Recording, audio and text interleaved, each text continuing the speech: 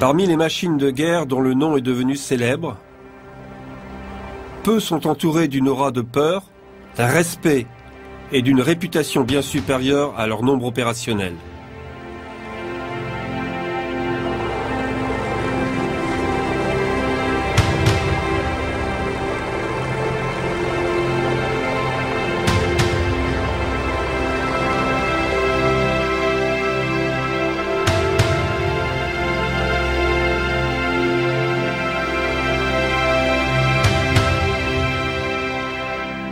Peu d'armes de guerre sont arrivées au niveau du Panzerkampfwagen 6, le char Tigre.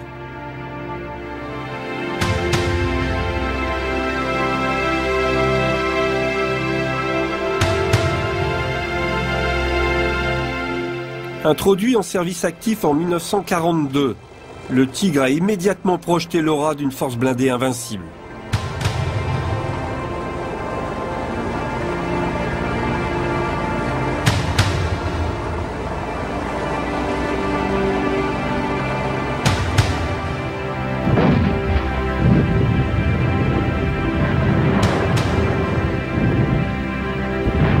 La conception des chars britanniques stagnait depuis l'entre-deux-guerres. Ils étaient adaptés aux tactiques des conflits précédents, la plupart du temps suivant l'ancienne doctrine qui divisait l'emploi des chars de combat en deux catégories, les uns lourdement blindés et lents pour appuyer l'infanterie débarquée, et les autres légers et rapides, favorisant la reconnaissance blindée. Dans les deux cas, l'armement utilisé était de petit calibre et la motorisation poussive et pas toujours fiable. Monter un canon de gros calibre sur un châssis robuste tout en ayant un moteur puissant, le tout protégé d'un épais blindage, représentait un challenge hors de portée pour une armée manquant de finances et qui n'était pas préparée à changer sa manière de penser. Contrairement à l'armée britannique, l'armée allemande émergente sous la direction d'Adolf Hitler et de ses généraux allait appliquer un nouveau concept de guerre légère, le Blitzkrieg.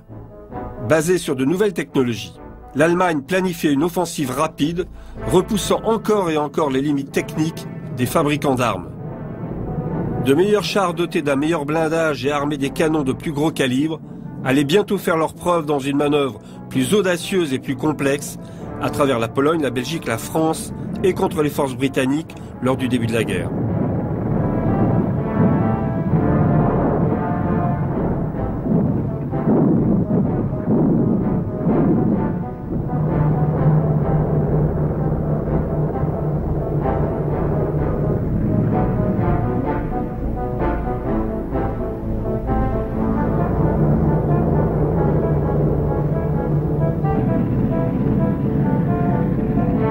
Miraculeusement, les Panzers allaient stopper leur avance juste avant Dunkerque, permettant aux Alliés de s'échapper par la Manche en laissant derrière eux véhicules blindés et de soutien.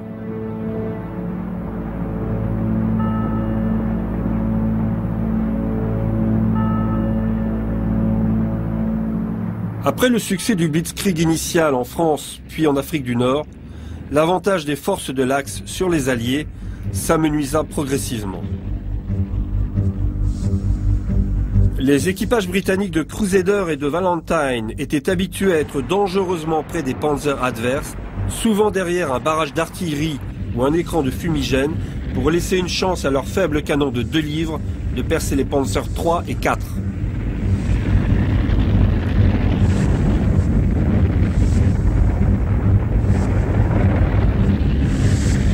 Ces tactiques nécessairement risquées se soldèrent par de lourdes pertes humaines et matérielles pour les Britanniques, pertes qu'ils pouvaient difficilement se permettre et remplacer. Ces cruelles leçons ne furent pas ignorées par les Britanniques, mais il manquait encore d'une industrie capable de leur fournir des chars modernes en nombre suffisant. De l'autre côté de l'Atlantique, l'US Army, presque léthargique, commença à se relever et à prendre conscience. Elle reconnut l'importance du rôle du char dans la guerre moderne et la nécessité de produire un engin facilement, rapidement et relativement bon marché. En 1942, l'avènement de la loi Pré-Baille, l'arrivée du Sherman sur le front européen, allait rétablir l'équilibre sur les champs de bataille. Initialement utilisé en Afrique du Nord par les Britanniques, le Sherman allait faire ses preuves lors de plusieurs combats.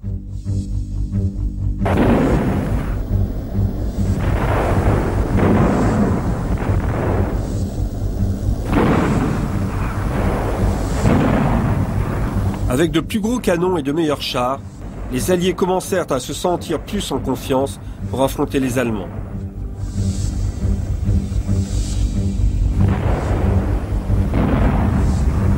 L'apparition d'un nouveau char allemand, d'abord sur le front russe en 1942, puis en Afrique du Nord, fit voler en éclats cette confiance.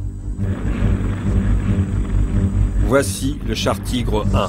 Machine de guerre de 56 tonnes, lourdement blindée, et construite autour de son fantastique canon de 88 mm. Aucun autre char de la Seconde Guerre mondiale ne gagna une aussi terrifiante réputation. La portée et la précision de son canon, alliée à la formidable efficacité de son blindage, en fit une légende aux yeux de ses adversaires.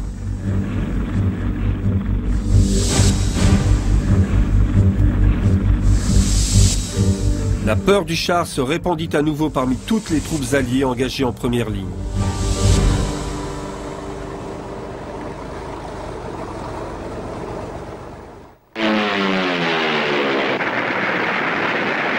La conception du Tigre débuta en 1937, 2 ans avant le début de la guerre.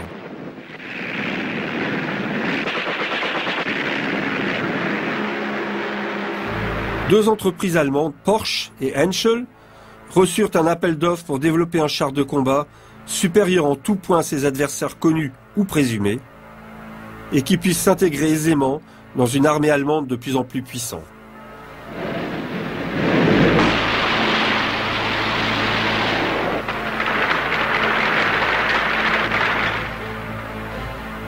Hitler et son état-major choisirent le moteur Henschel, le Führer ayant été séduit par la taille et la puissance du prototype présenté à la démonstration. Un beau symbole de puissance du Troisième Reich. La production commença presque aussitôt, seuls quelques éléments étant sous-traités à Krups et envoyés à l'usine de production Henschel.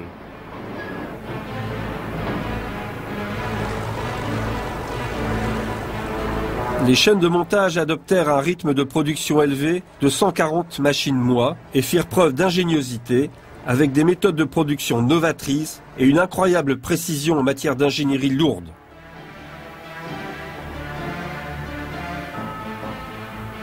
Environ 80 des modèles Porsche refusés furent convertis en canons anti-chars automoteurs, baptisés Ferdinand puis Éléphant, et utilisés d'abord sur le front russe puis en Italie.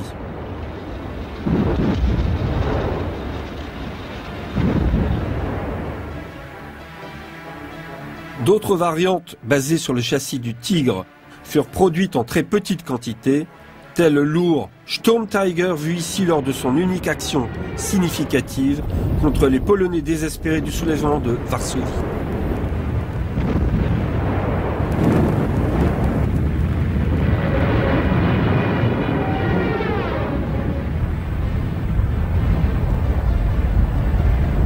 Les Allemands ont systématiquement bombardé la ville. On voit clairement ici l'énorme obus de 344 kg sortir du canon.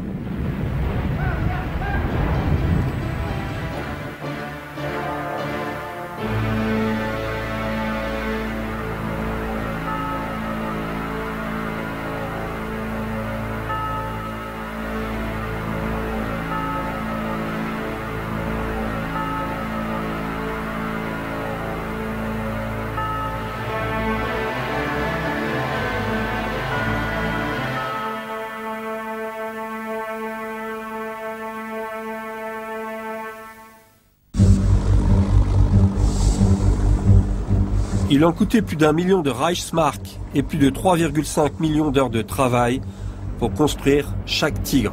Le niveau de qualité était tel que le processus de fabrication ne pouvait être ni accéléré ni simplifié. Soudure, joints, roues, anneaux de tourelle et toutes les pièces principales demandaient des compétences et de l'expérience pour être sûr qu'elles seraient assemblées correctement.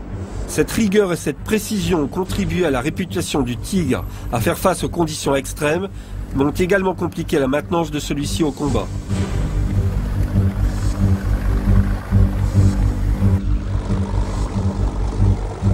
Malgré son équipage de 5 hommes, son énorme canon et son épais blindage, les seules réelles innovations furent les roues imbriquées montées sur une suspension à barre de torsion.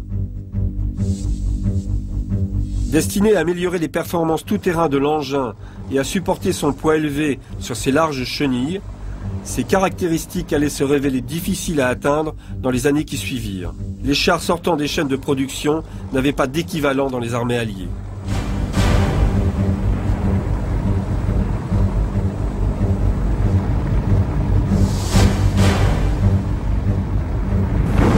Son armement principal était le même que le canon anti-aérien de 88 mm.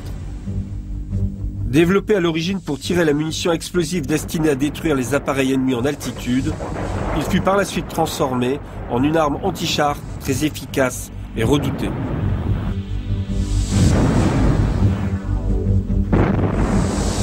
Le recul considérable de cette pièce fut maîtrisé par une excellente conception et fabrication de l'engin, ce qui avait donné du fil à retordre aux ingénieurs alliés par le passé. La taille du canon exigeait une tourelle imposante pour l'accueillir. Celle-ci pesant plus de 14 tonnes, il fallait un support conséquent pour lui permettre de tourner correctement.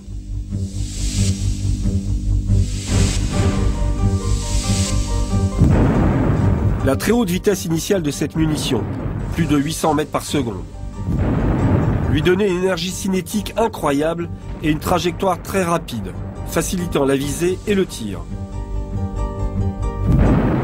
Les projectiles de ce calibre étaient capables de percer le blindage de la plupart des engins de cette époque, qui étaient en général de 5 à 7 cm d'épaisseur, à des distances de 2700 mètres.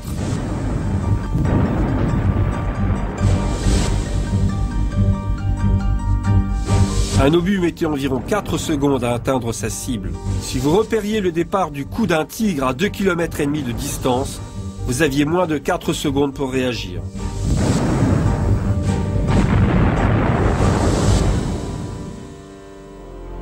La pénétration de la caisse d'un engin allié par un obus de 88 mm avait des effets catastrophiques. Avec de la chance, l'obus pouvait passer entre les membres d'équipage et ressortir sans avoir touché de partie mécanique vitale. Sinon, le projectile de 7 kg chauffé au rouge et lancé à une vitesse supersonique ricochait à l'intérieur de la cabine, tuant ses occupants et faisant exploser les munitions.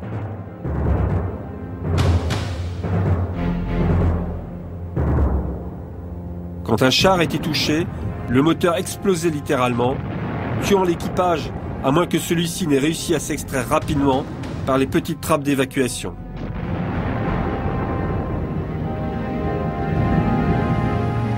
Le canon de 75 mm monté sur le Sherman était adapté à la plupart des engins blindés qu'il devait affronter. Mais il fallait qu'il s'approche à moins de 750 mètres pour espérer percer la partie la plus fine du blindage arrière ou des flancs du Tigre. Les 15 cm du blindage frontal du Tigre nécessitaient quasiment un tir à bout portant des canons de 75 mm alliés.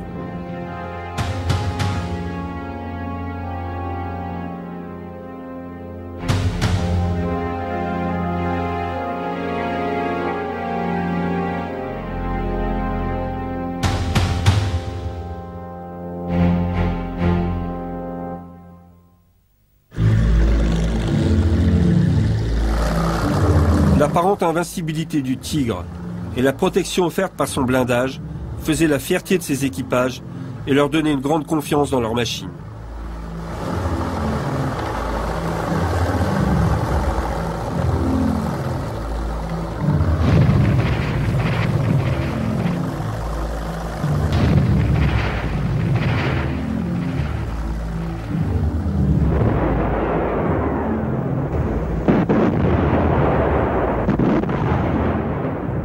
En plus de l'arrivée de l'hiver sur les steppes de Russie, une nouvelle menace sortie des usines de l'Oural remit en question l'avancée allemande, voire même sa survie sur le front de l'Est. Le char russe T-34. Ce char très bien conçu et produit en nombre allait poser problème à l'armée allemande, victorieuse jusqu'alors.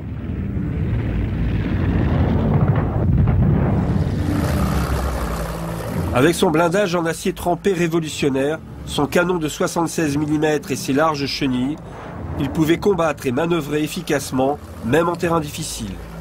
Il était disponible en très grand nombre. Il est probable que c'est l'hiver russe qui stoppa l'armée allemande aux portes de Moscou, mais c'est le T-34 qui l'a fait reculer. Le Tigre fut envoyé en urgence sur le front russe pour faire face à cette nouvelle menace. Le T-34 était un char moderne, mais il n'égalait pas le canon de 88 du Tigre. Et comme le Sherman américain, il devait s'approcher à une distance suicidaire pour pouvoir percer son blindage. La conception simplifiée des chars russes a cependant permis d'en produire de très grandes quantités et a donné à l'armée russe la possibilité de submerger les troupes allemandes.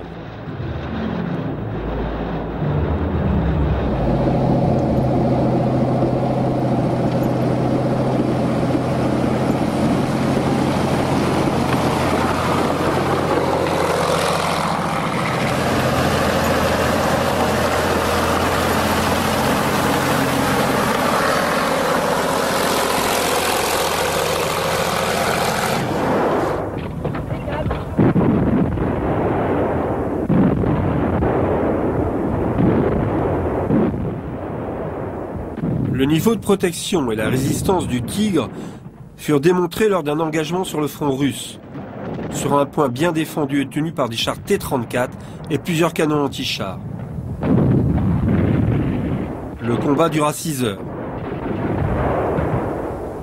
Le Tigre fut touché 2 fois par des obus de 45 mm qui détruisirent le périscope du chef de bord, rendant celui-ci aveugle à ce qui se passait. Les pots fumigènes s'allumèrent tout seuls et la fumée entra dans le compartiment sans que l'équipage ne puisse faire fonctionner l'aération.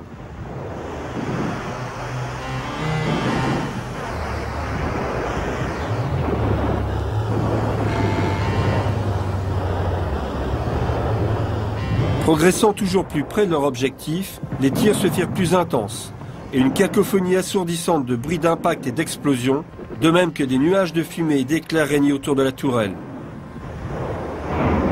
Un obus de 76 mm tiré presque à bout portant toucha le canon, brisant le masque et bloquant la culasse en arrière. Un projectile semblable pénétra le bloc moteur, allumant un feu qui fut vite éteint.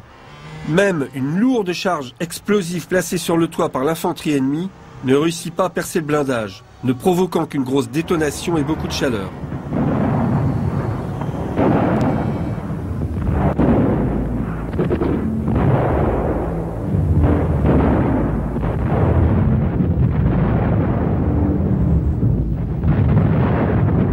Heures plus tard, ayant accompli sa mission, le Tigre réussit encore à parcourir 60 km par ses propres moyens jusqu'à son nouvel objectif où les dégâts furent constatés.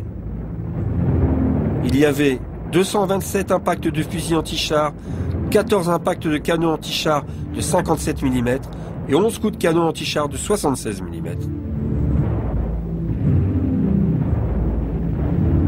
La preuve évidente que le Tigre pouvait encaisser à peu près tout ce que les Alliés pouvaient lui envoyer.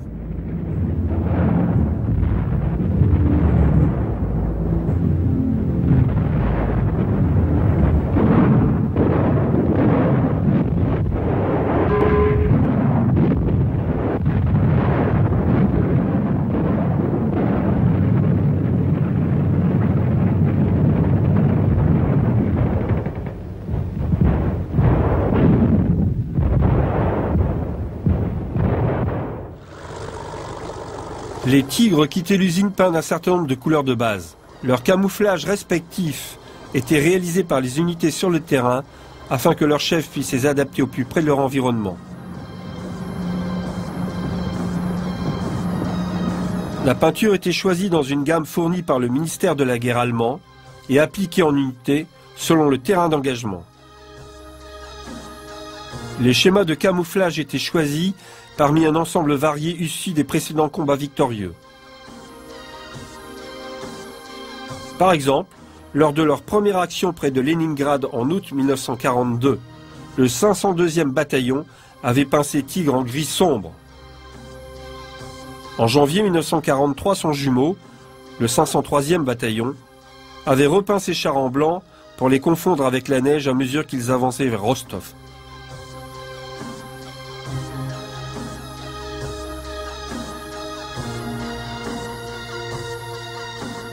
Comme on peut le voir sur ce cliché de la tourelle d'un des premiers Tigres.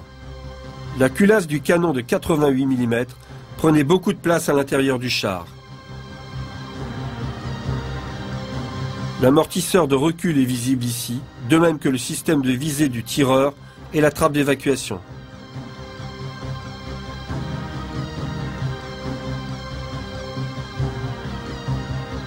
Pour protéger le chef de char de l'éblouissement, un écran était installé à sa droite et à sa gauche se trouvait un volant de contrôle de la rotation de la tourelle, duplication de celui du tireur pour aider au pointage du canon.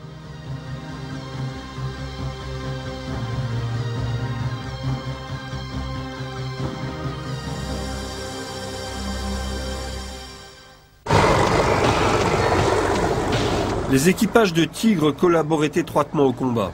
Sous les ordres d'un chef aguerri, assis dans sa tourelle ventilée, avec à ses pieds le tireur, qui bénéficiait de l'excellente vision de sa coupole pour rechercher des cibles et relayer les instructions via l'interphone, même si une tape appropriée sur l'épaule du tireur pouvait remplacer celle-ci. Les manuels d'instruction du char Tigre rappelaient quelques principes de base pour l'équipage. Le blindage frontal est virtuellement indestructible par les chars ennemis situés à plus de 800 mètres. La protection peut encore être améliorée en inclinant la position du char quand il se trouve en face d'un canon ennemi. Tourner le char de 8 à 10 degrés équivaut à une augmentation de 3 cm du blindage. Cela signifie que l'ennemi doit se rapprocher encore plus. Et plus il se rapproche, plus il est facile à détruire.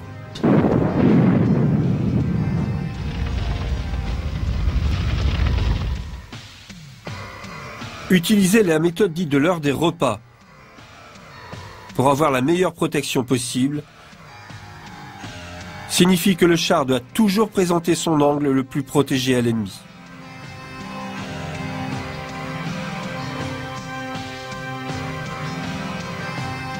Ce diagramme provenant d'un manuel de combat montre les points les plus résistants du Tigre et où les coups de l'ennemi sont susceptibles d'arriver sous l'angle le plus direct.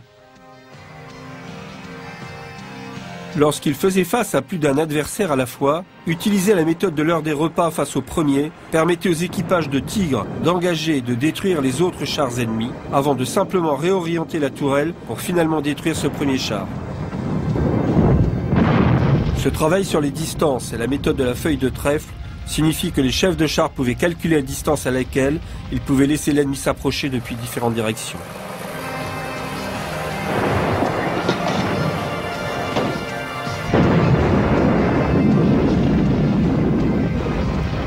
Pour améliorer l'efficacité de l'armement principal, celui-ci était doté d'une excellente optique de visée et d'un système très simple permettant de déterminer la distance avec précision jusqu'à environ 2700 mètres.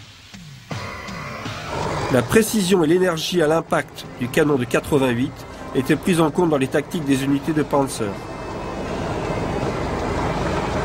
Les chefs de char avaient des instructions très strictes sur la manière de diriger efficacement leur engin.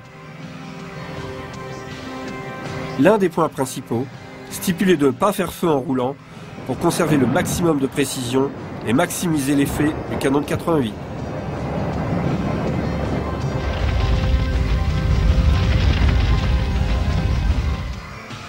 Au début de la guerre, alors que le Tigre était encore en développement, des tactiques de combat variées furent étudiées. Elles fonctionnèrent bien en conditions idéales et avec un nombre suffisant de chars. Mais à mesure que la guerre évoluait, les conditions d'engagement, la disponibilité et les pénuries ont inspiré une approche plus pragmatique.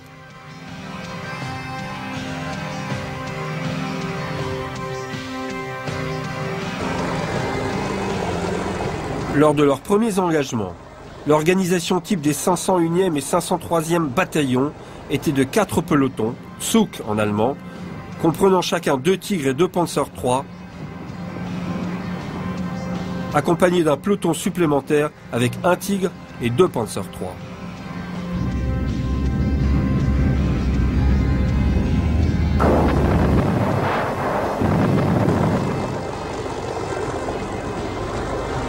Ces formations de Tigres furent une mauvaise surprise pour les Russes à Leningrad en 1942. Plus tard en Afrique du Nord, les Alliés durent repenser leur tactique pour faire face à l'armée allemande.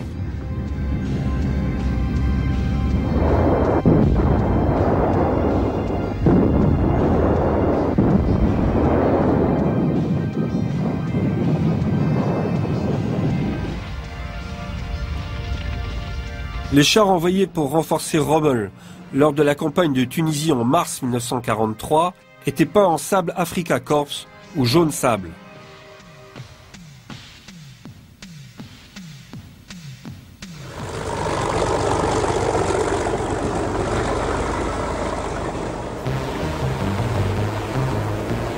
La supériorité des Tigres et l'efficacité des tactiques allemandes furent également démontrées lors de la bataille de Magnasie en Afrique du Nord. 4 Tigres détruisirent 40 chars Sherman et Grant du 1st Armored Regiment américain lors d'un bref engagement.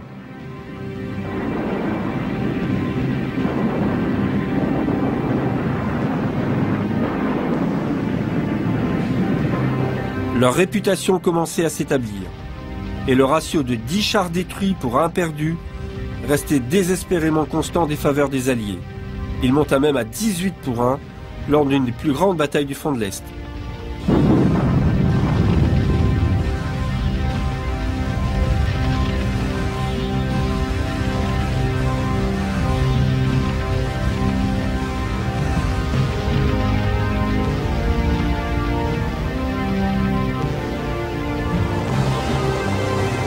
Le déploiement rapide des Tigres dans des unités comme la division Grossdeutschland, la division Das Reich ou la division Totenkopf suivait des tactiques novatrices et très efficaces, s'adaptant aux aléas de la guerre et faisant preuve d'extraordinaires capacités d'organisation et d'improvisation. Les généraux allemands, les chefs de corps et le général Hans Guderian reformèrent les bataillons de Panzer existants et à venir pour tirer le meilleur parti des capacités impressionnantes du Tigre et mettre à profit les précieux enseignements d'un champ de bataille en pleine évolution. Les chefs de chars se virent remettre en mai 1943 un manuel de combat qui spécifiait clairement comment les précieux chars lourds devaient être employés. Ils devaient en premier lieu attaquer les positions ennemies, y compris en défense. Deuxièmement, ils devaient fournir les premières vagues d'assaut ou réaliser des opérations coup de poing visant à réduire les pertes des engins d'appui. Troisièmement, ils devaient débarrasser le champ de bataille de tout char ou véhicule ennemi à longue distance, afin que les engins moins protégés puissent attaquer les blindés standards.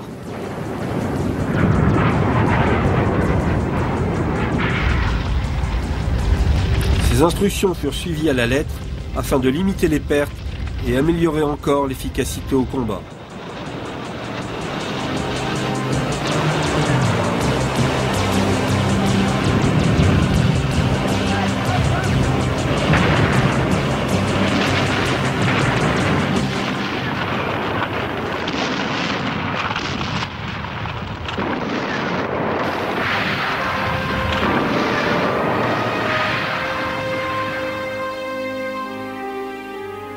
En Russie, durant l'été 1943, à la bataille de Koursk, la division Das Reich, de même que d'autres unités, employa toute une variété de camouflage.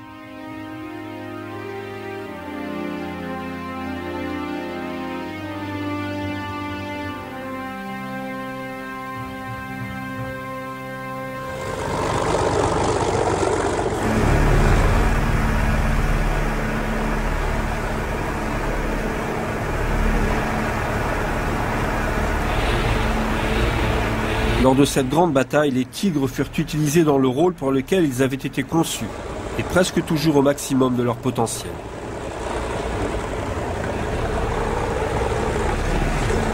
Ce qui allait devenir l'une des plus grandes batailles de chars de tous les temps fut planifié par le haut commandement allemand pour briser l'attaque soviétique, repousser les Russes et leur reprendre le terrain.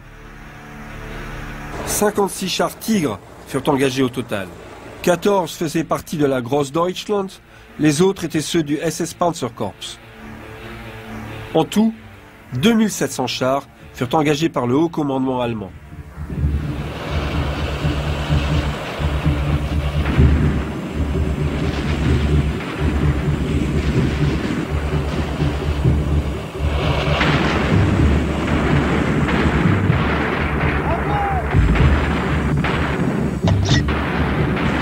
s'étaient entraînés dur pendant des mois pour ça, implémentant les Tigres avec d'autres unités, travaillant les communications et les manœuvres pour être toujours plus opérationnels.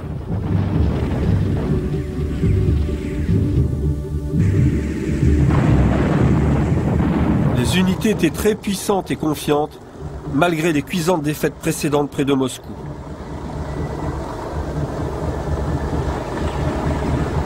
Les Tigres furent déployés sur le front en formation pour ouvrir une brèche dans les positions russes, suivis ou flanqués des Panzer III et IV.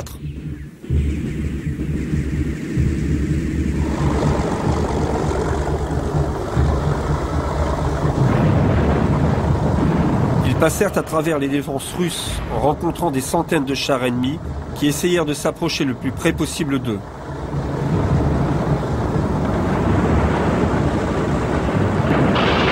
Dans les espaces ouverts des steppes russes, encore une fois, les canons de 88 mm laissèrent les Russes exsangues.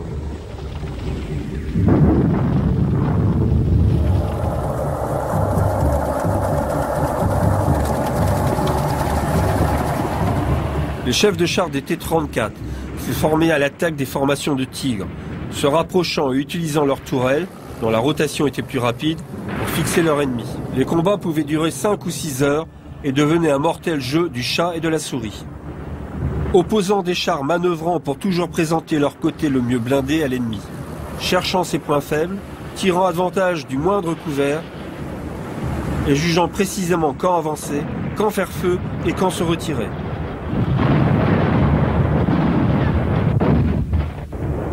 Les unités russes subirent des pertes importantes de la part de la Großdeutschland Division et du SS Panzerkorps, mais leur supériorité numérique et leur immense dispositif tactique défensif eurent raison de l'offensive allemande et le terrain durement gagné dut être abandonné.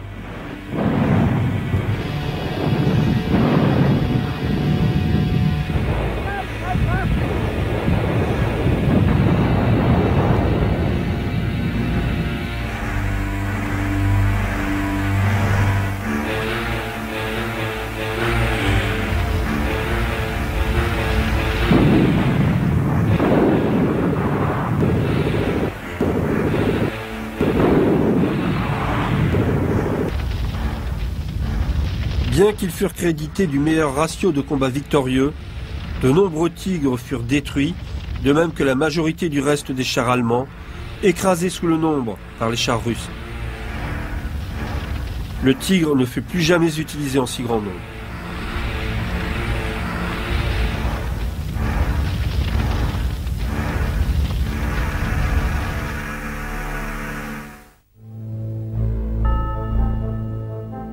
À la fin de l'hiver et au début du printemps 1944, des unités aguerries telles que le Schwerepanzerabteilung 509, 501, 502 et 507 utilisèrent de nombreux schémas de camouflage pour s'adapter aux changements de climat et d'environnement.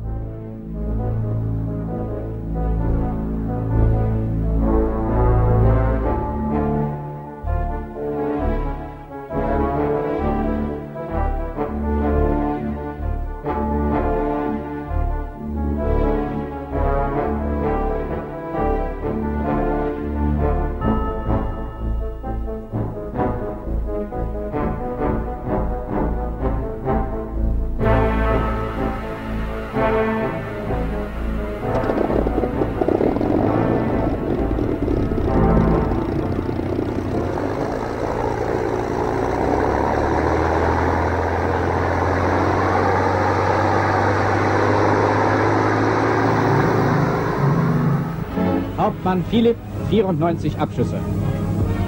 Hauptmann Ubben, 17... La machine de propagande nazie dirigée par Joseph Goebbels reconnut ses propres as et n'attendit pas pour exploiter leur statut de héros dans les actualités et autres supports de propagande. Michael Wittmann et son Tigre bâtirent leur réputation sur le front de l'Est, comptabilisant 16 chars T-34 détruits en une seule journée. En comptant le front de l'Est et celui de l'Ouest, il avait plus de 130 victoires confirmées à son acte.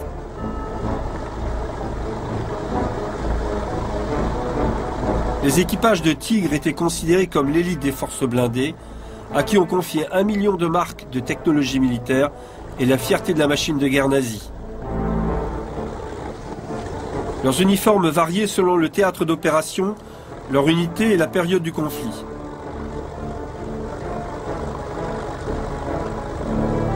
Les équipages SS de Tigre portaient leur uniforme noir de SS, le liseré rose de leurs épaulettes, les identifiant comme équipage de chars. Sur le terrain, différentes tenues de combat étaient portées selon les conditions d'engagement. En 1944, arrivent d'épais blousons et pantalons de cuir fabriqués pour les équipages de sous-marins. Ils n'étaient plus d'une grande utilité pour des U-boats bloqués le plus souvent dans leur port. On les transféra donc aux équipages de Tigre. Ils furent très impopulaires car trop lourds et encombrants à l'intérieur des tanks. Les combinaisons camouflées HBT qui permettent une plus grande liberté de mouvement à l'intérieur des chars et une protection à l'extérieur furent beaucoup plus appréciées des équipages. On peut également voir ici le système d'intercom radio. Comme pour tous les autres engins blindés de deux camps, les tenues devaient avant tout être pratiques.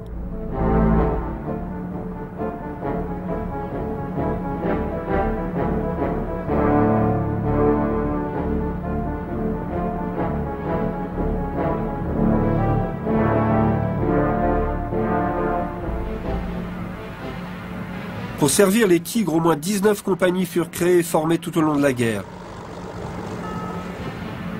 Chacune avait son propre marquage distinctif. De nombreuses unités de SS acquirent une réputation de fanatiques. La 3e SS Panzerdivision, connue sous le nom de Totenkopf, fit la campagne de Russie sur le Tigre I et alors que la guerre arrivait à son terme, passa sur le Tigre II. Avec ses chars plus lourds, elle combattit dans les rues de Berlin, défendant le bunker du Führer jusqu'à la fin. La compagnie de l'as Michael Wittmann faisait partie de la première SS Panzerdivision, Leibstandarte Adolf Hitler. L'un des premiers bataillons était le Schwerepanzerabteilung 501, initialement sous le commandement du major Lüder. Le bataillon fut reformé après avoir combattu en Tunisie et fut engagé sur le front de l'Est après un entraînement en France.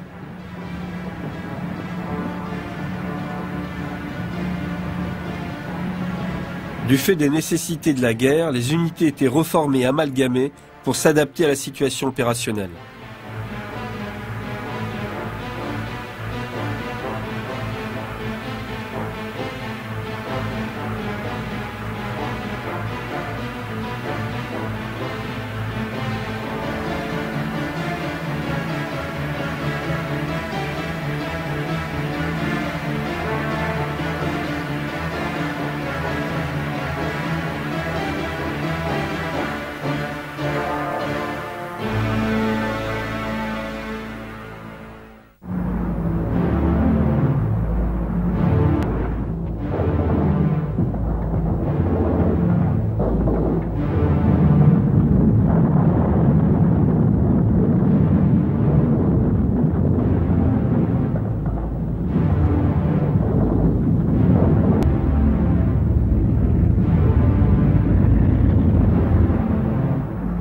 La supériorité aérienne alliée et les avions d'appui au sol tels que les Typhoons et les Mustangs rendaient les grands déploiements de blindés dangereux.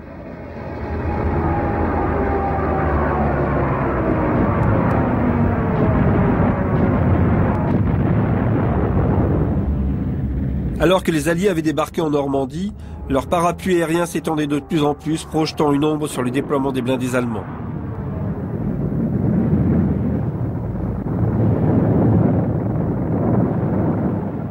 Parfois obligé de devenir un véritable bunker mobile lourdement fortifié, le Tigre était souvent mis en embuscade en profitant de la portée de son canon.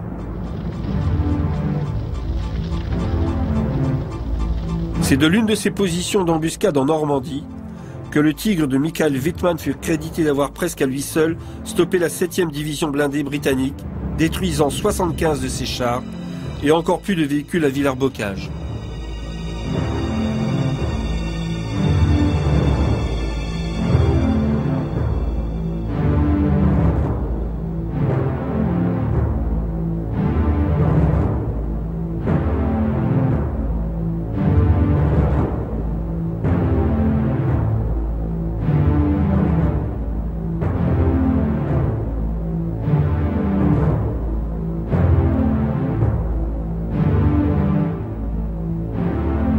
Lorsque son Tigre fut stoppé, chenille détruite, il fut forcé de rejoindre son quartier général où il fut accueilli en héros une fois de plus.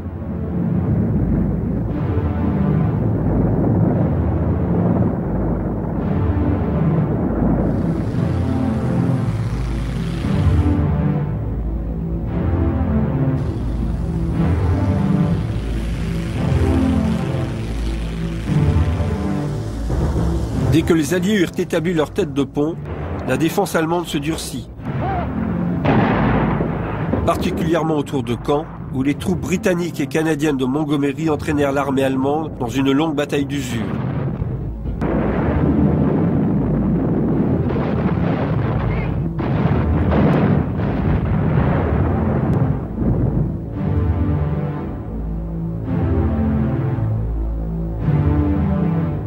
En juillet, l'opération Goodwood commençait à s'essouffler, les unités rencontrant de lourdes pertes contre les positions fortifiées allemandes, comprenant de nombreux Tigres dont le gros canon de 88 mm dominait le champ de bataille.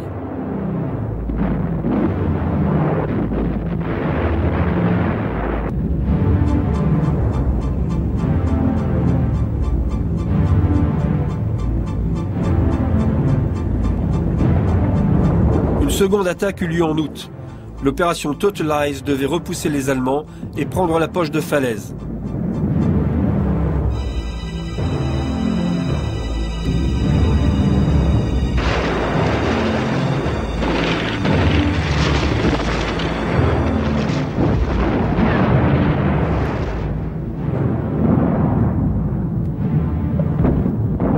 En Normandie, de nombreuses unités adoptèrent un camouflage plus élaboré, soit pour se camoufler en position d'embuscade, soit pour mieux échapper aux mortels Yabos, les chasseurs bombardiers américains et britanniques. Les Alliés avaient maintenant une nouvelle arme pour contrer le Tigre. Les préparatifs fébriles du débarquement avaient permis aux Alliés de monter un canon de 17 livres sur le Sherman. Les équipages avaient eu peu de temps pour s'entraîner et seulement quelques-uns étaient prêts pour la campagne de Normandie.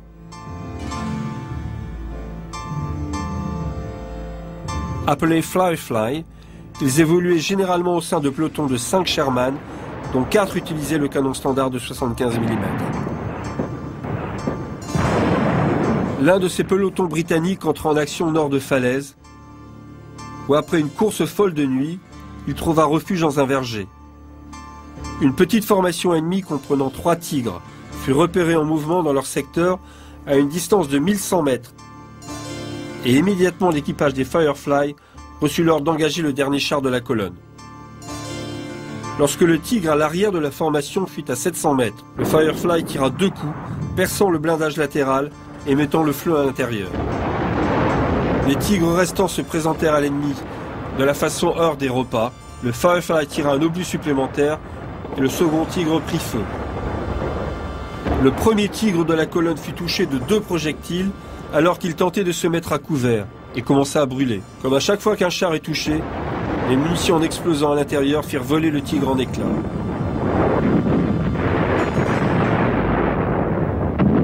L'action ne dura que 12 minutes. Juste après, le Firefly fut à son tour touché par le tir d'un char embusqué et prit feu, laissant à l'équipage à peine le temps de s'échapper.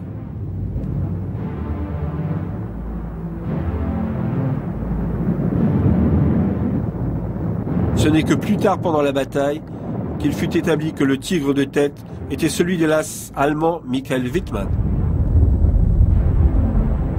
Une légende touchait à sa fin.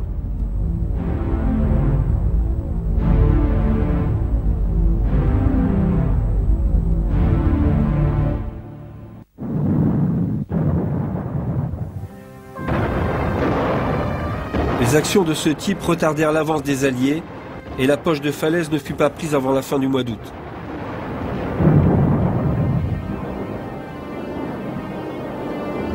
Le carnage infligé aux forces de l'Axe, retranchées sans protection dans Falaise, dépasse l'entendement.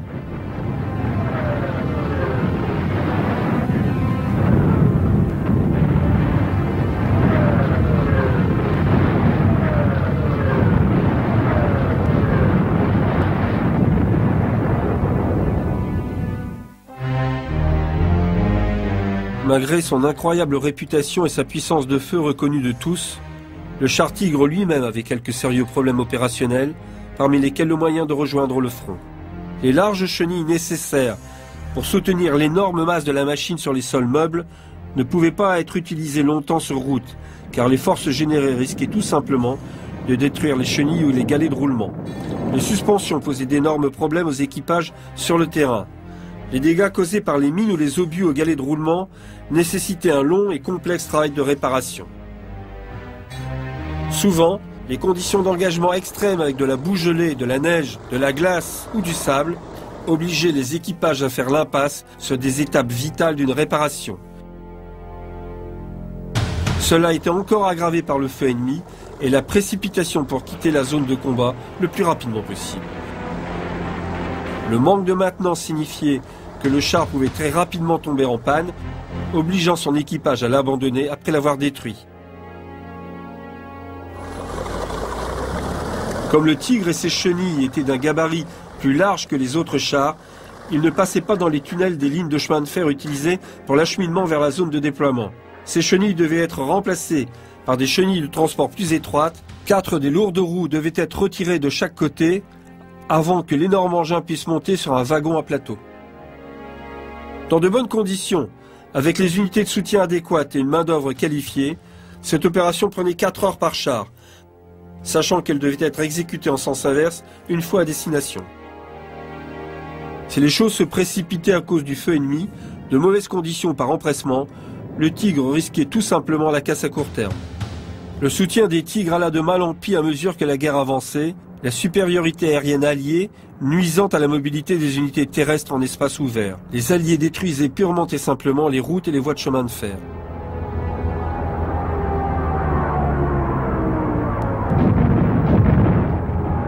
Un Tigre endommagé nécessitait 2 engins de maintenance semi-chenillés de 18 tonnes pour le remorquer jusqu'à un atelier de campagne. La plupart du temps, les conditions étaient catastrophiques. Dans certains cas, les équipes de réparation étaient absentes ou ne pouvaient pas opérer.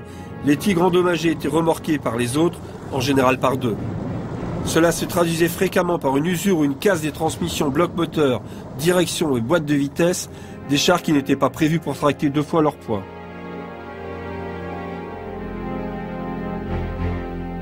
On cite un cas en Italie où 14 Tigres du 508e bataillon de chars lourds furent déployés pour attaquer les Américains qui, après avoir débarqué, fonçaient vers Rome.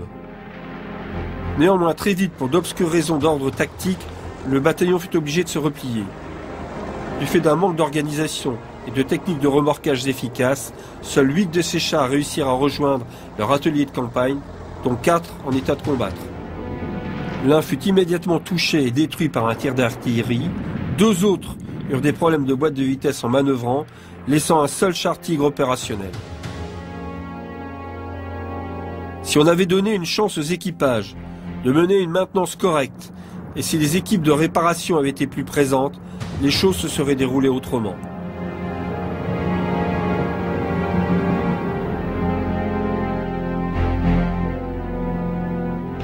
Malgré ces déboires opérationnels, l'apparente invincibilité du Tigre eut un effet démoralisateur sur les troupes alliées, particulièrement sur les équipages de chars.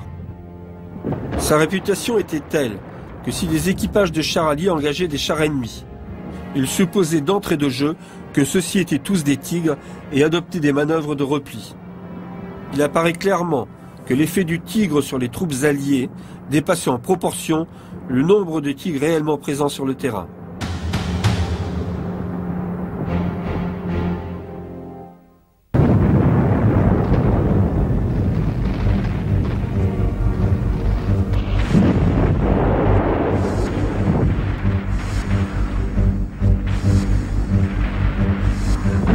Le Tigre fut mis en service lorsque l'équilibre des forces commençait à basculer en défaveur de l'Allemagne. Il eut un impact décisif sur les opérations offensives, mais il fut aussi une formidable arme de défense. Les situations auxquelles il eut à faire face étaient souvent au-delà de ses capacités. Le manque de ressources provoqué par les raids aériens alliés ne permit pas d'en construire suffisamment, et la destruction des infrastructures empêchait de les acheminer là où il y en avait le plus besoin.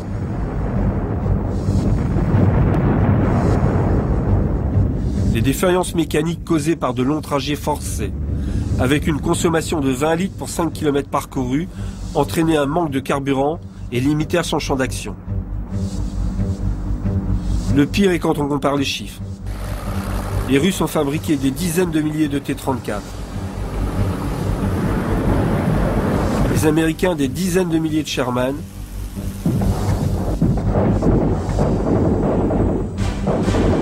Et les Allemands ont seulement construit 1500 Tigre 1 avant de devoir abandonner la production en 1944. La production fut transférée sur le Tigre 2, plus lourd, construit selon les enseignements tirés du Tigre 1 du Panther et de leurs adversaires. Si un équipage allié aux Russes devait s'extraire de son char en urgence, il savait qu'il pouvait revenir sur le champ de bataille avec un autre char dans la journée, et leur char endommagé était réparé ou mis à la casse très rapidement. Si un équipage de Tigre devait abandonner son engin, il avait ordre de le détruire pour empêcher qu'il ne tombe en main de l'ennemi. Il savait aussi qu'il ne serait pas remplacé immédiatement, le cas échéant. Cela contribue à bâtir le mythe du Tigre, détruit avant de se rendre. Il en restait quelques-uns à la fin de la guerre, mais en nombre ridiculement faible au regard de leur réputation.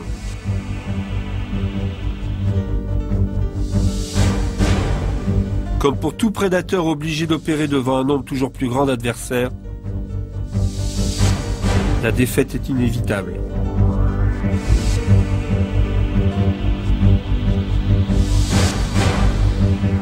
Les exemplaires ayant survécu sont rares et peu visibles, ce qui contribue au mythe de l'engin. L'un d'entre eux, par exemple, a été pris aux Allemands en Tunisie par les Britanniques et il est au musée des chars de Bovington.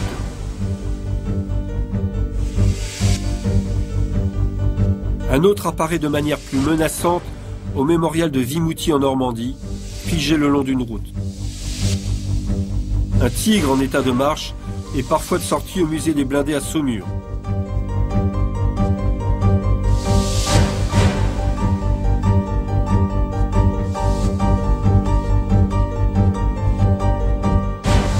D'autres sont présents dans des pays de l'ancien bloc de l'Est. Et comme ces pays s'ouvrent progressivement au reste du monde, peut-être verrons-nous d'autres exemplaires de ce monstre conquérant.